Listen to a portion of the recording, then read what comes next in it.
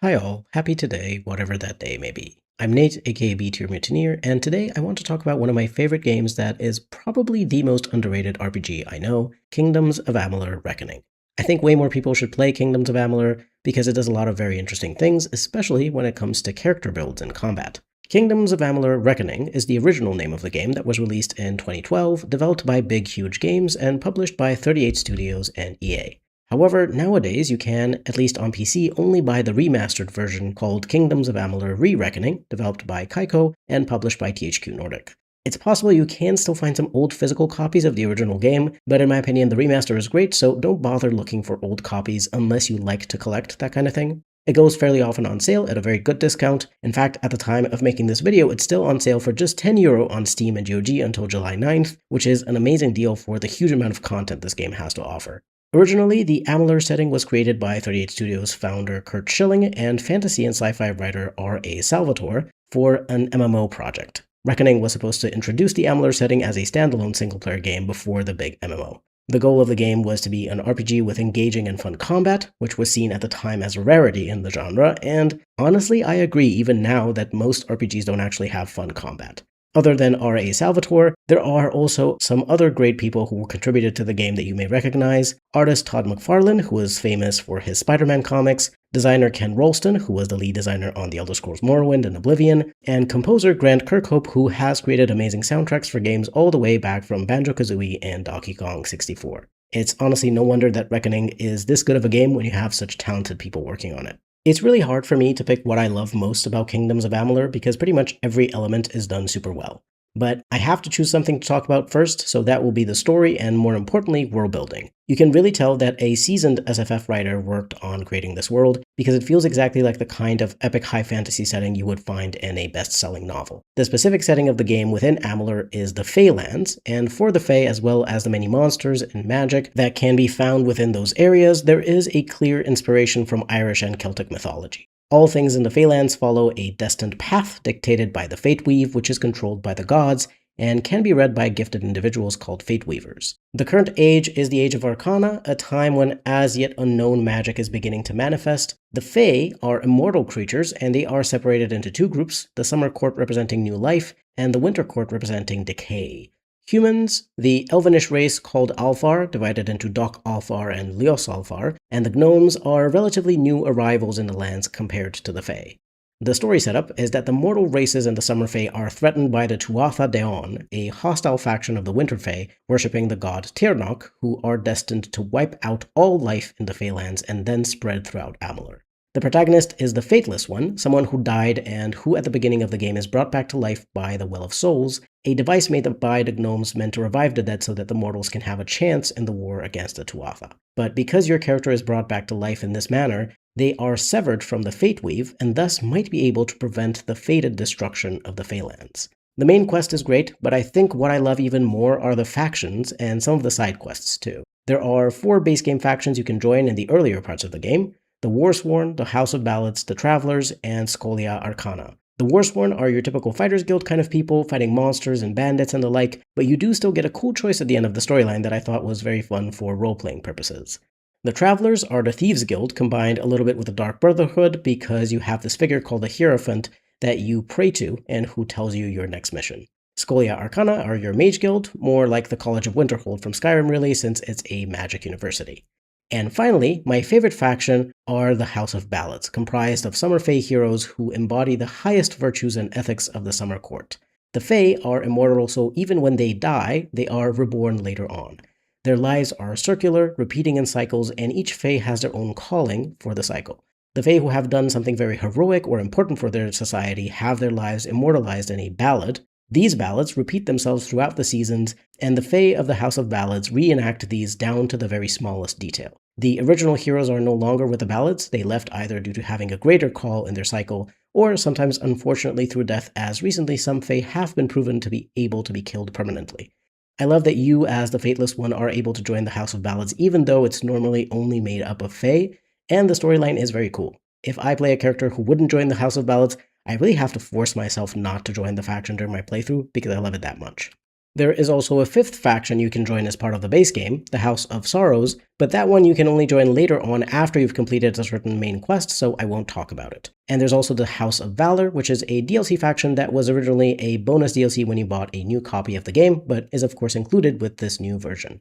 The House of Valor is an arena type of faction where you're mostly just battling in a tournament against various groups of enemies, though there is also a story to it. You can get some pretty cool unique weapons and armor by going through the questline of this, and because most unique items from DLCs are based on your character's level, I would recommend waiting to do this until a bit later in the game so that the items have better base stats. Other than the factions, there's actually a lot of fun side quests as well that have more interesting characters and stories than you'd think. I do recommend for the most part staying away from the go kill this monster and bring me back X type of side quest, unless it seems to be related to a larger plotline. But even some of the quests that seem to be fetch or kill quests may surprise you by giving you choices related to the fate of the NPCs involved, so keep an eye out for any quest that sounds interesting or which is offered by an NPC you like. I frankly have played many shitty side quests in other RPGs, including my favorite, Dragon Age Origins, which sucks at side quests. So compared to most side quests in other RPGs, I actually think Reckoning has a solid amount of good ones. And they're made even better by the fact that the combat is very fun. Speaking of, the combat is the second main element that makes me love Reckoning. I have to combine it with the progression system as well because it's a classless system that lets you put points in any of the three ability trees of Might, Finesse, and Sorcery, corresponding to the archetypes of Warrior, Rogue, and Mage, respectively. You can go all in on one of the trees, or combine two of them, or even all three. It's up to you to decide what playstyle you prefer and or how you want to roleplay that specific character. When you have enough points in one or more of these ability trees, you also get to choose a Destiny card, which you can change whenever you want since you are not controlled by fate. The destinies are in a way your class bonuses, giving you certain buffs for a specific playstyle, whether it's a pure class or dual class build or even a jack of all trades build. All of the different builds are completely viable, even on hard and very hard, because the game is balanced really well to make all of the abilities useful, even if some are of course better than others. On top of the freedom you get from spending your ability points in these trees and choosing destiny cards, you also get a lot of variety from the weapon types. There are 3 weapon types for each tree: longswords, greatswords, and hammers for might, daggers, longbows, and fey blades for finesse, and staffs, scepters, and chakrams for sorcery. Each weapon has its own set of attack chains, special charged attacks, block attacks, and dodge attacks. They all have different attack speeds. Some deal single target damage, while others deal damage in an area, and some deal purely physical damage while others deal purely elemental, and others yet deal a combination of both. The active, sustained, and passive abilities you can unlock obviously have synergy with some weapons over others, so there's a lot of fun combinations to explore for your build. And the best part about it all is that you can always reset your abilities by spending some gold at a Fate Weaver NPC, so you can feel free to experiment to your heart's content without being locked into a bad build, or just a build that doesn't feel fun for you.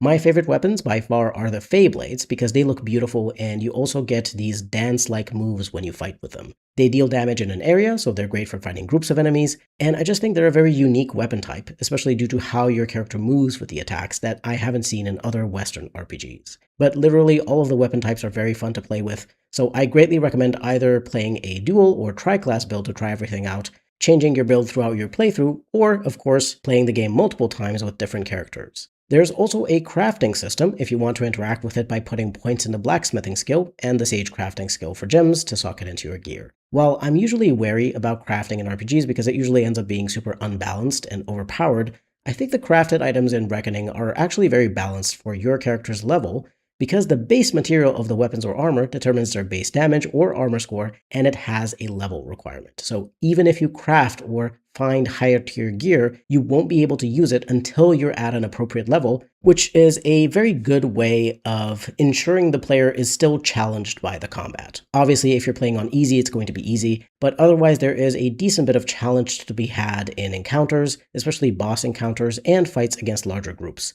I will make a guide later on about Reckoning to talk about the combat and gear, including crafting, so be on the lookout for that. I'm in an Amalur kick right now, so I've been playing it a lot, and I'm constantly thinking about it, so I might as well make some guides for it. Anyway, the huge build variety and the feel of combat in Kingdoms of Amalur is one of the main draws of the game for most, though as for me, the world building is even more important because good world building lets me imagine more stories beyond what's presented in game, and not only that, but it makes me want to imagine more stories. But whether you're interested in story and lore or combat or a mix of both, Reckoning has got you covered. I also really love exploring the areas because they're very pretty to look at, but also because they have a wide variety of content to engage with. Many enemy types, cool dungeons, usually with quests attached, and secret unmarked quests or encounters that you may discover if you look hard enough. The Detect Hidden skill helps a lot with some of these too. You have a lot of freedom to explore most areas, though you may find it difficult in some places because the enemies in each region and dungeon have a certain level range, so it's entirely possible to explore a bit too far before you're ready, but that can also be a fun experience to try to run or sneak past enemies just to see how far you can get with exploration at a low level. The dungeons were all each individually created by the designers, so there's no copy-paste dungeons to be found. I believe there's over 100 of them in the base game, and most of them are actually fun to go through because they have a quest attached. The simpler dungeons are less interesting because they just have some enemies and loot, though they still look cool, so there's that. Personally, I recommend trying to see if you can get a quest related to a dungeon first before you try to explore it. It's way more fun that way. You can also swim, and occasionally you'll see these little ripples where you can dive to find loot. Unfortunately, there's no proper diving, and that's a shame because I think with this visual style, it would have been really cool to explore underwater areas. That's something I'd love to see in an Amalur sequel for sure. You can't jump, but there are certain designated jump-off points that you can interact with to quickly move down from a higher area, usually used from hills in overworld regions or in dungeons to get you more easily to the exit. I don't think the lack of jumping is that big of a deal since in dungeons you have these jump points and otherwise dungeons aren't too big. And in the overworld, you can easily fast travel between places you've already unlocked if you don't want to backtrack.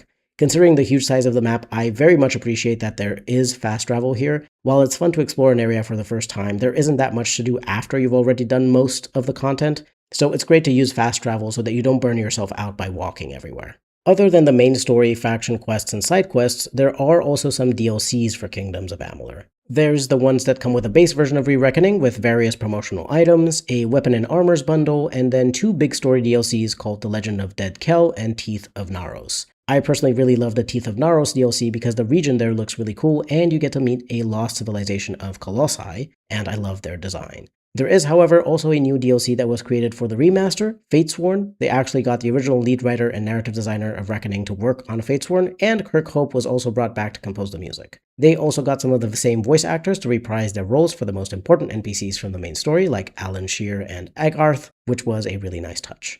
The story of Fatesworn takes place after you complete the main story, so if you want to first play through the main game and see if you like it enough to get Fatesworn, feel free to do so. Personally, I think it's a great DLC that gives you more good content exactly in the same style as the original game, so for me, more Amalur is never a bad thing.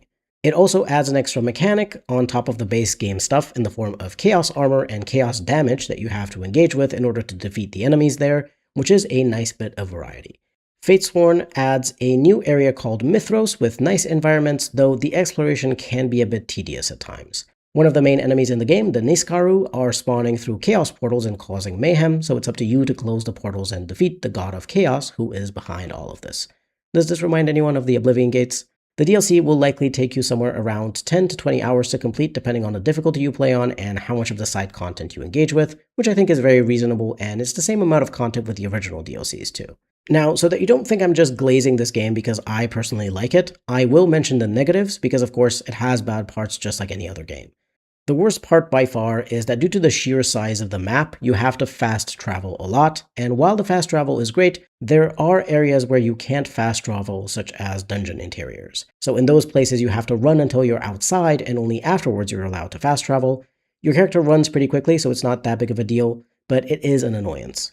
Another thing that's a bit hit and miss is the loot system. Pretty much every container you loot in the game has random items, so it's really hard for you to predict what types of weapons, armor, and accessories you'll have access to and when, because who knows when what you need will drop. Sure, you can of course sell the most expensive items and buy something from a merchant, but even merchant stocks are randomized. Your best bet is to just salvage items and craft your own gear, but that's not something everyone wants to do, especially because you have to invest heavily into the blacksmithing skill and to a lesser extent sagecrafting. However, I will say this, the random loot is far better in the remaster than in the original game. They adjusted the drop rates of rare and unique items to be more frequent, so it's far more feasible for you to be able to complete a unique armor set, for example, than it was before. I definitely noticed that I got a lot more rare and unique items dropping even in the early game, so don't worry too much about the fact that the loot is randomized. You'll for sure find something that fits your build sooner or later. One thing I will caution you about, though, is that another negative related to gear is the limited inventory capacity. You only have 70 to start, and can buy some backpacks here and there from merchants to increase it up to something like 120 off the top of my head. This means that you really have to be careful with what you pick up. After the tutorial mission, don't even bother picking up white-named items unless they're an upgrade to your current weapons and you really want the extra base stats. There's also going to be randomly some useless items in containers, like old documents, tattered notes, bones, skulls, that kind of thing. Make sure to not pick them up, or if you do by accident, add them to your junk items and destroy them. They'll take up inventory space for no reason because they're not even valuable to sell. Crafting materials are totally fine because they go into special crafting inventories that don't have a limit, so you can have as many sage crafting shards, alchemy ingredients, and blacksmith materials as you like. It just takes a bit of getting used to in order to resist the hoarder temptation to loot every single item, but I promise it's so much better if you ignore the white items and later on even the green, aka infrequent ones. Another potential issue is that there's just a lot of content. Maybe too much content. Some of the tasks or side quests that are clearly fetch quests or boring, kill all the enemies kind of stuff can of course be ignored, but there's a lot of interesting quests in each area. There's the faction quests that I've mentioned before, and they're all pretty fun to play through. But because there's so many, you may feel overwhelmed by them. Even I still feel overwhelmed sometimes by how many quests there are, and have to remind myself that I don't need to complete all of them, and can instead just focus on the quests that my character would actually want to pursue. But yeah, I do think they could have cut some of the side quests and tasks, maybe made the world just a tiny bit smaller so that it didn't need to be filled with quite as much content. The only thing I can recommend here is that you stay focused on the main quest, whichever faction quests you want to do, and only complete a few side quests here and there if you think your character would want to, or if you personally are curious about them. The last negative that I would mention is the camera. It moves a bit weird, and the sensitivity is super high with mouse and keyboard even if you turn it all the way down. Maybe lower your mouse sensitivity manually when you play this. In particular, the camera can move in strange ways in combat, such as zooming out or kind of pointing you in the direction of an enemy that you maybe didn't want to focus on. Personally, it doesn't bother me that much because overall the movement and attacks are so smooth, but if from the footage you see you think it's bad enough that you won't enjoy the game, then maybe the game isn't for you. That's really all I can think of in terms of negatives though. Otherwise, it's a super solid game that's well designed and manages to deliver on the promise of being an RPG with fun and engaging action combat, but also offers very nice story and exploration. Kingdoms of Amalur is quietly one of my favorite games, even if I don't talk about it often. I replay it once every year or two and always have a lot of fun with it. I hope that based on what I've said and the gameplay I've shown you, that you find it interesting and try it out, because I'd love for more people to get into it. I really, really want a sequel. Help me make it happen. Buy 100 copies right now. Jokes aside, while I personally love Reckoning, obviously this style of more active action combat may not be for everyone, or any of the negatives I mentioned may make something about the game too annoying for you to be able to enjoy it, and that's totally fine. If you are worried about combat in particular, maybe it seems a bit weird or daunting, but you enjoy epic high fantasy stories and lore, then I'd still recommend playing Reckoning. Just play it on casual so that you don't have to worry about the various special moves in combat, blocking, dodging, and so on. On casual difficulty, it really is very, very easy to play through, and you can 100% finish whatever story content you're interested in. I hope you enjoyed this look back at Kingdoms of Amalur Re-Reckoning. Let me know if you've already played Reckoning before, or if you haven't and you give it a try, come back and let me know if you liked it. This is the main point of my channel, to share games I think are worth playing and keeping alive so that they're not forgotten. So I always love it when I get comments from people saying that my videos inspired them to replay an older game or to play it for the first time. A special thank you to my members. I appreciate all of you so much. Thank you for sticking with me. You're keeping my channel alive. If you want to support me, subscribing and becoming a member are the most helpful, but of course only if you want to and can afford it. I always appreciate it, even if you just like the video if you enjoyed it, and maybe leave a kind comment. This has been B-Tier Mutineer. I wish you a happy rest of your day or evening. Thank you very much for watching, and I'll see you next time.